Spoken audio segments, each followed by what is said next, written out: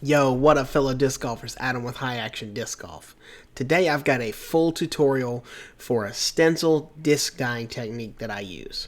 I'm going to go over all the materials, the method, and how you can make your disc look super clean and super sick with whatever graphic you want. This is going to be a super fun one. Let's do it.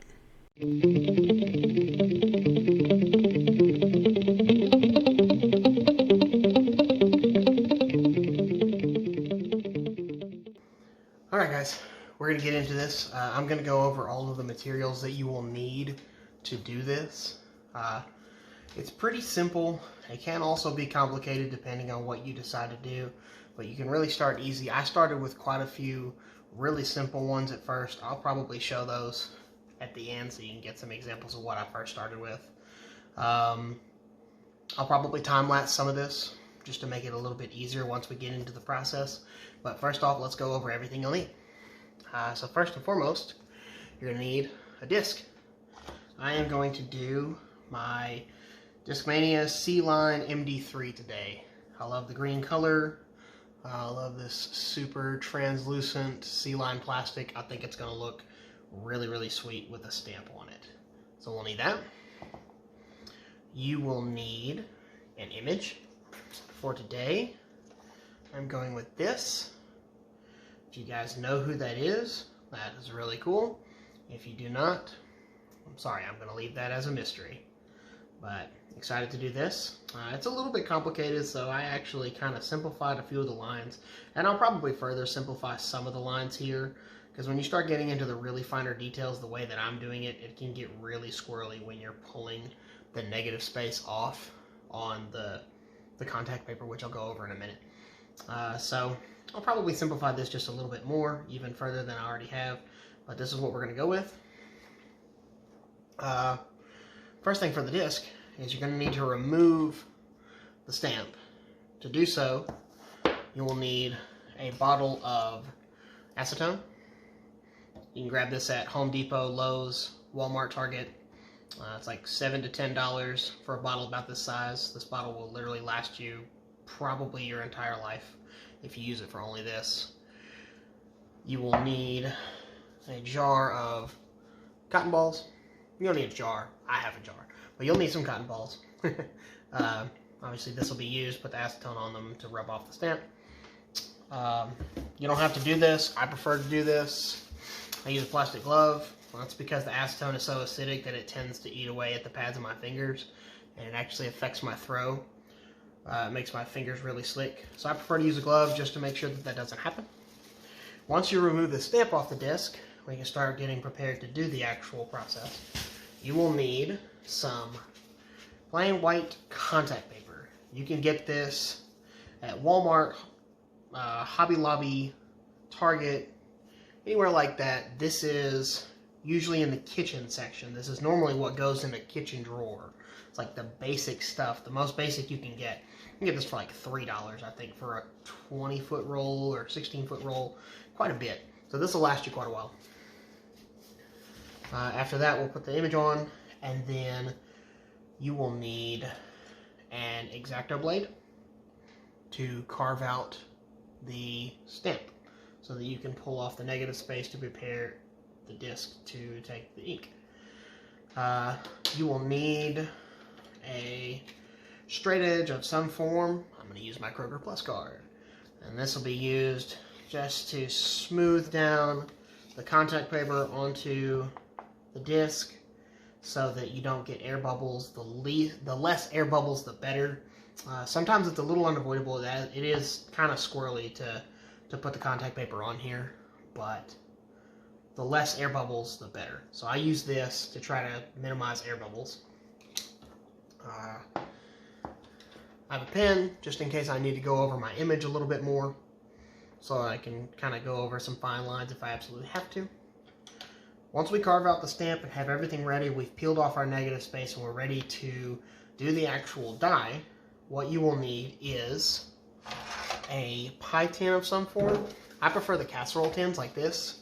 I like that they're a little deeper, and I like that I can take a full disc and put this in here without hitting the sides at all. And I like that. I've tried the pie tin before, and I just felt like it had a little bit too little room for error. And it's good to kind of dip in at an angle when you come into it so that you can avoid getting air bubbles in the ink. So I prefer to use this. It's nice and large, gives me a lot of surface area to just bring that disc straight into the pan. After you have that, you will need a dipstick like this. Little wooden dowel. You can grab these at Hobby Lobby, Walmart, anywhere like that. A package of them for a couple of bucks. Usually a package of like 10 or 15 of them. You can see that I've used this one before, but you'll need this. This I use just to kind of spread the ink after I've put the dye in the tin and just kind of work out any air bubbles. Get everything nice and smooth. And you will need some RIT Dye More. Now I've heard claim that RIT has changed their formula, and whether or not that's true, I have no idea. I started after that was supposedly a thing, but I do this a little bit different than most people do. I will let you know, because I have not one, not two, but 3 full bottles of graphite RIT Dye More. This is the first time I'm going to use black in quite a while, so that's why I have 3 brand new bottles. I also have a container that I actually store my ink in for later use.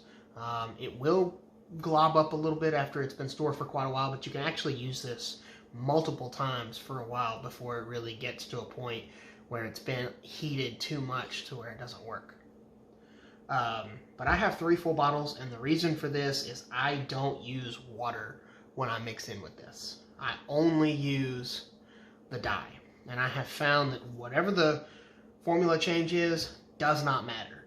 If I use just the straight dye, it takes to the disc really, really well, and I don't have any issues with my dye coming out faded or not looking as clean or not taking to the disc properly. So I use 3 full bottles because that is enough to fill in the pie tan and make sure that it's deep enough that you don't get a burn-in, because that is a dangerous thing that I've had happen before, actually, where if you have something like this that has this embossed writing here, at first, the first couple of attempts I made, my dye was too shallow, and actually when I dipped in, I left it on the stove, and it wound up actually burning in this into the center of the disc, which, trial and error, it happens.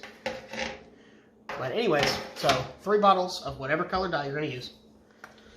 And then, of course, the last thing you will need is access to a stove. Be careful, be safe. It's a stove, it's hot. We'll get into that once we're at that part of the process, and I'll kind of go over like the temperature, what to look for, and what to do when you get into that part. So the first thing I'm going to do is I'm going to take this disc, and I am going to go and remove the stamp real quick. I'm actually going to go do this at the sink off camera real quick, just because I've found that the best way to remove these stamps with the acetone is actually to get a little bit on the cotton swab. Don't dunk it. Just get a little bit. You don't need much, especially for this very minimal writing like this. And you'll take the cotton ball and just lightly swirl it off. But have hot water going when you do this, because the best thing that I have found is as soon as the ink starts to remove, put it under the water. And then come back. You can actually hit it while it's wet with the acetone and move the ink more. Because one thing that I have found in doing this previously is the acetone is acidic enough that it'll start trying to eat into the plastic a little bit. And I've had it to where the ink smears and then attempts to actually set into the disc almost immediately if I don't rinse it off fast enough. It actually eats into the plastic just a little bit, and the ink will, from the original hot stamp, will attempt to set into the disc. So this way, you're under that water, rub it off. As soon as it starts to release, dunk it under the hot water, and it will remove all that ink off of there fast enough that you don't have to worry about it staining your disc, because that's a big danger, especially with something clear like this. You don't want this, I don't want this turquoise kind of color to stain my disc when I'm going to do a black dye. That's not going to look good. That's going to look super funky. So I'm going to take this over to the sink real fast, grab my materials, and remove that, and I will be back in just a minute.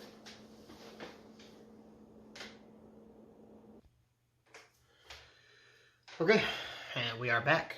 As you can see, I have removed the stamp from the disc. A couple of little side notes, a couple of disclaimers here. First off, a lot of times you will not be able to remove every last bit of ink. When they do these hot stamps, it literally stamps into the plastic a little bit. So you can see there's a couple of little specks. I don't know if the camera will pick that up. There's a couple little bits of silver that was underneath that bluish color that wind up staying on the disc. So expect those minor imperfections. Those do happen. Also, with the acetone situation, you can use nail polish remover as well, like an acetone-based nail polish remover. But if you're buying the materials specifically to do this, just spend the extra few dollars, buy the actual bottle of acetone, because it works so much better. You don't need near as much elbow grease to use it. It tears off the stamp so much easier. And like I say, it's going to last you forever. If you don't use it for anything else, it's going to last seriously forever. So, with that being done, I have got all of that squared away. And now we are going to get our contact paper ready. Now, when I do this, what I'm actually going to do is I'm going to roll out more than what I need, and you will see why. So, what I'm actually going to do is, you can see I've chopped some pieces off on the end here. That's fine. I'm actually going to cut about, I'd say probably a good 5 to 6 inches extra all the way around the disc. And you'll see why I like to use so much extra. There is a method to my madness, I promise. So I'm actually going to cut off about here. And I'm just going to go ahead and go straight all the way. By the way, you'll need a pair of scissors too. I did not mention that earlier. So, once we have that, I have my contact paper ready.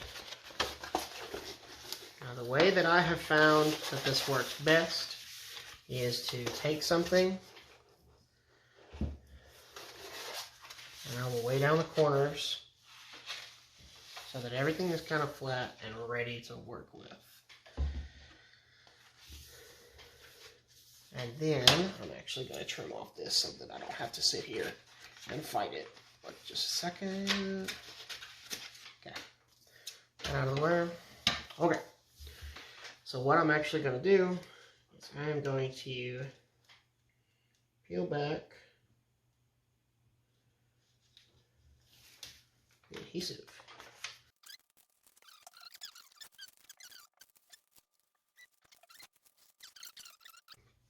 And so what I've done is just lay it out and really try to get it as flat as you can. I like doing it this way because I find it easier. And what I'm going to do is I am just going to take my disc and I'm going to place it in the center. I'm actually going to try to flex the disc in a little bit because I want the center of my disc to hit this contact paper first. So center it up with everything. Like I said, there's a lot of excess material here, and you want that. You really do. You want that. So, hit here, and then I'm just going to spread it out. Usually you can get if you get used to this, you can get quite a few air bubbles out just doing this. A lot of times. You can minimize a lot of air bubbles if you do this technique properly and flex your disc in a little bit. We'll see how well that goes once I flip it over. But now, I'm just going to remove a couple of my items here. And what I'm going to do is take the paper and I'm going to curl it over the disc. And I'm going to stick it onto the back, just like this. Really press it in along the edges. And then I'm going to take the opposite corner. I'm going to do the same thing. Come over it and stick it to the back. The reason you are doing this is because you are completely sealing the disc all the way around, the front and back. Because if you dip this and you get just a little bit of excess over the side, if you do not have this sealed, This also happened on the first disc die I did. The dye will bleed wherever it wants to. If it can find a crevice, it will bleed into that crevice, and you'll wind up with unintentional dye on the back side of your disc. Now, the disc that I did that with was an S-line FD, actually, so it didn't show through, and it actually looks kind of cool. It wound up doing this crazy effect on the rim, but most of the time, it does not turn out that way. So, give yourself plenty of material.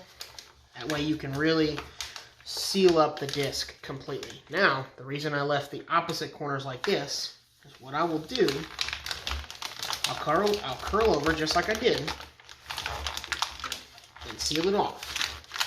See, I'm just going to seal it off all the way around. But right here, I'm actually going to curl this up into basically a small knot. And the reason is, this is going to give me a handle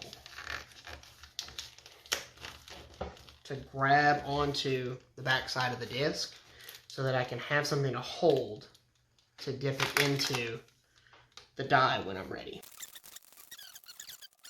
And so basically what you can see here is I can actually grab this and I'll be able to dip my disc directly into the dye.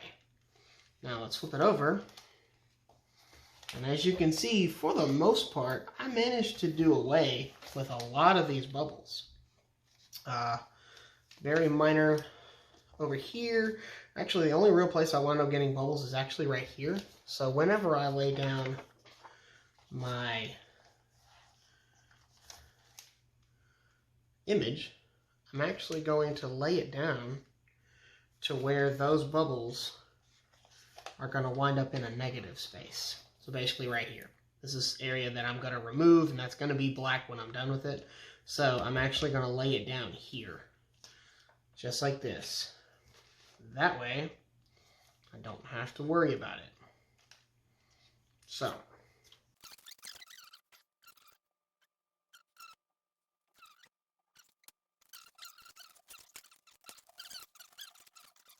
So, there we are. You now have a completely wrapped disc, and it is ready for your stencil. So I'm going to take my disc and lay it down. You will need a roll of Scotch tape to affix your image to the disc. So the way that I want it, I've actually marked out edge lines here for the rim to give me a general idea of where I want this image to start and stop.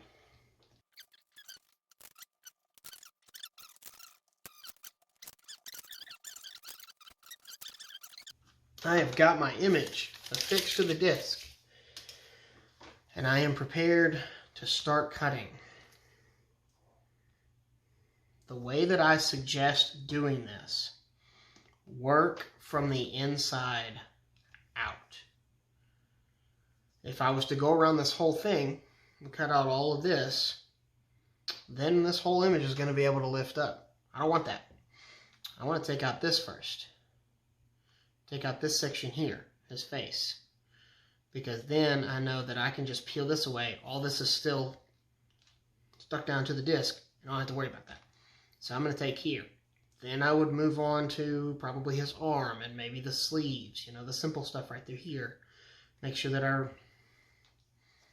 I get all that cut out and everything. Now this part here, all of the white, I am not going to remove from the disc. All the white is something that is going to stay on the disc. Not every last bit of it. I am going to simplify some of it to make sure that the disc, that the dye takes properly. I will probably leave the majority of this black. I may carve out a couple of white sections here to give some definition to the hair. But otherwise, I'm going to simplify it, leave all the white, and I will peel off all of the black. And then, once I've carved this all out, we will be prepared to have a proper disc dye ready to go, ready to dip. So, I'm actually going to stop the video for a moment and set up a time lapse, and you guys can watch the process as I carve everything out. Another note, this is a brand new X-Acto blade. The paper and the contact paper will eat up an X-Acto blade pretty fast. I can usually do about 3, maybe 4 dies with an X-Acto blade, depending on how detailed the design is. But I usually like to replace them pretty often because you're really just using the tip, and the tip will get dull very, very quickly since it's the only thing that you're using. Also, you don't want to press super hard. With a new blade, you can cut into the disc pretty easily. So just start light, and you can kind of feel as it goes through the paper, and then as it just cuts through the contact paper. Once you've done this a few times, you can kind of get a feel for it. Now, if you cut into the disc a tiny bit, it's not that big a deal. As long as you get your lines nice and crisp and you have your contact paper still stuck down really well. So I'm going to get into this. We're going to get a time lapse going. You guys can watch the process as I cut this all out, and then we will move on to phase 2. Let's go.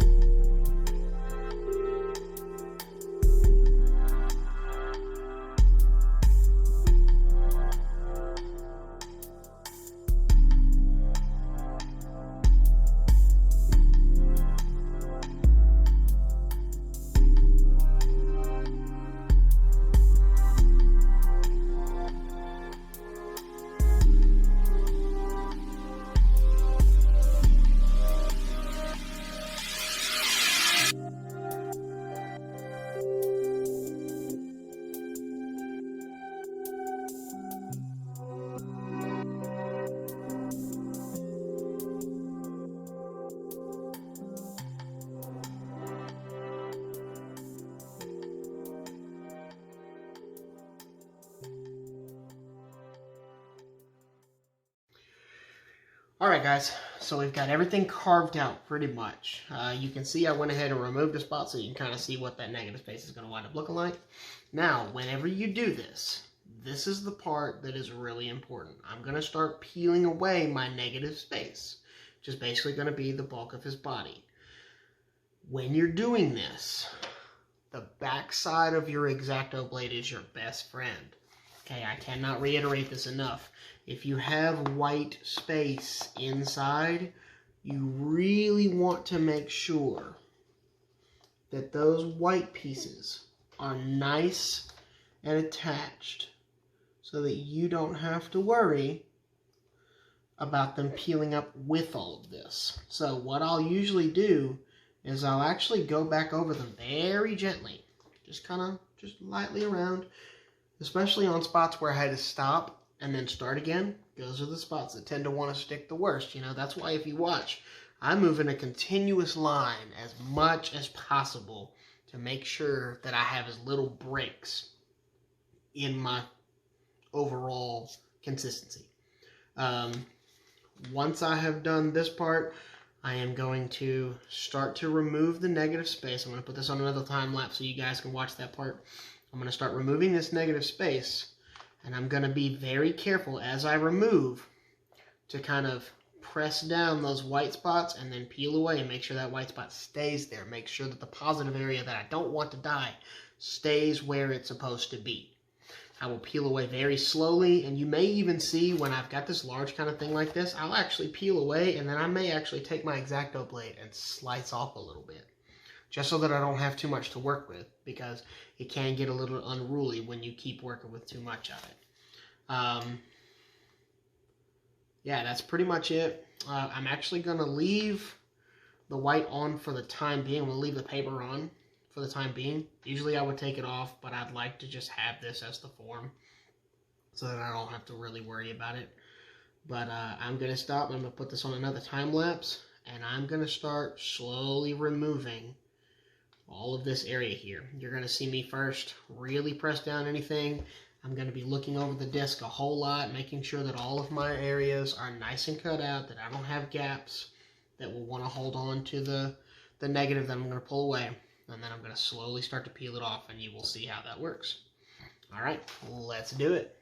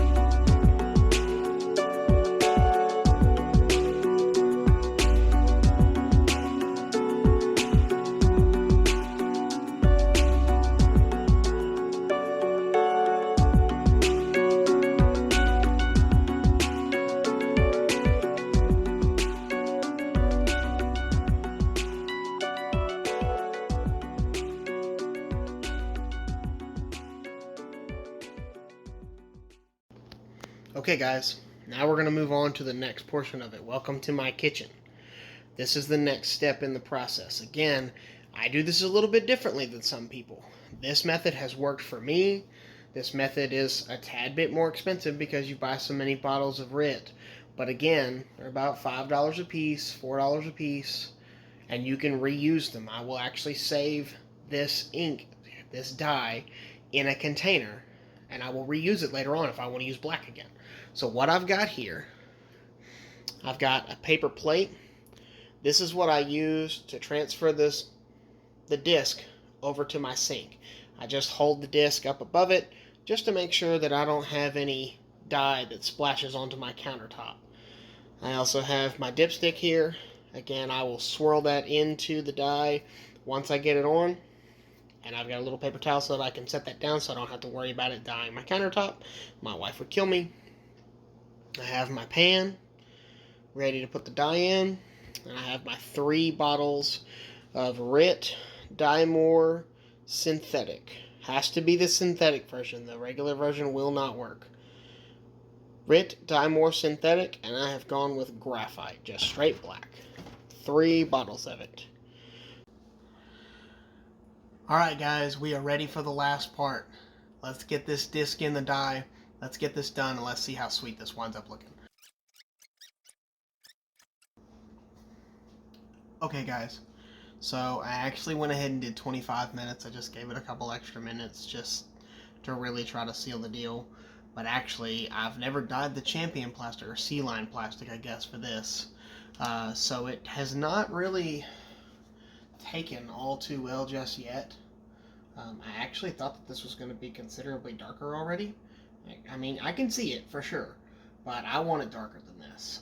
So I have bumped up the temperature just a tad bit. I basically put it right between low and 1. I don't think it should be an issue because I've got more dye in here than I normally do, than I've had in the past. I'm going to give it another go. What I've done, as you can see, I rinsed it off, got all the water off of it afterwards, really dried it. Make sure that everything's still sealed. I double checked all of my contact paper, just to make sure everything's put down real good. And we are going to give this a second dunk, and I'm probably going to give it another, it's 125 right now. I'm going to give it another 35 minutes. Honestly, I'm going to give it a really, really significant amount of time so that I know that it is good.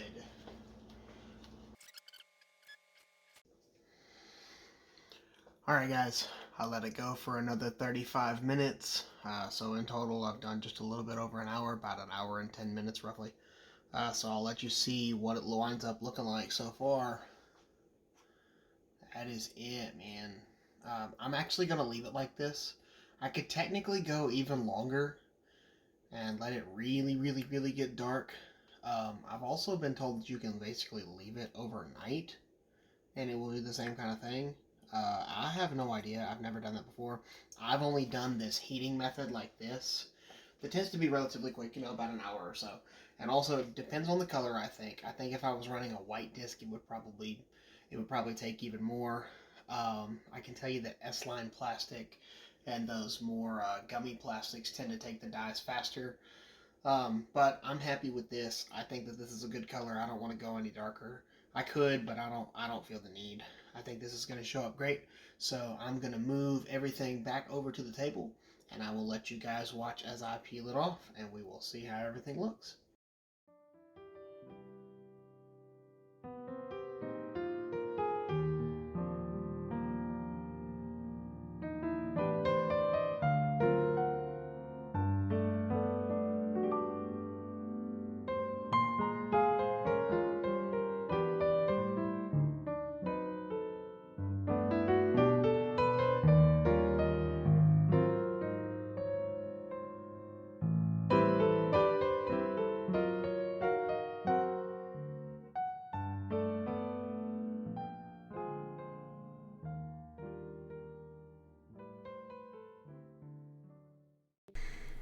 And there you have it, guys. There's my full stencil disc dyeing tutorial. Again, I do this a little bit differently than some people. Some people use water, some people don't. Some people use heat, some people don't. Some people use the iDye poly dye instead of RIT. I don't have access to that in my hometown. I have RIT, so that's what I went with. They claim that they changed the compound in it, so I just decided to go with the straight dye for my first try, and it worked for me. So I'm happy with this. Let me know what you guys think. Let me know if you enjoy how this works, and I hope you guys make some really, really sick stuff. I'm actually going to show you a couple of my older things that I did. This was my very first disc that I dyed. This is an S-Line FD, and you'll see a theme as we go through these few discs that I've got. Now with the first one, I made a couple of mistakes. One thing was that I got the disc too hot. This is what I was talking about. And you can actually tell, it's really hard to see, but right here you can see kind of this line, and then there's also a line over on this side, and it fades. But if you get super up close on this, you can actually read the imprint from the pan that I had it sitting in because it got too hot and the imprint actually faded onto the disc and burned onto the disc. Thankfully, it doesn't look super bad. It looks pretty dope. And also, I didn't wrap the contact paper all the way around. And that is where, let's see if the camera can get that. Yeah, that is where you get this. You get this crazy effect along the rim. Now, I got lucky here. I'm still really unhappy with this little bit up here. If this wasn't here, I'd be super happy with this. This tells me that I screwed up. If it wasn't and it was just on the back side of the rim, I could tell everybody, yeah, man, I meant to do that. But I did not. The contact paper wasn't wrapped all the way around.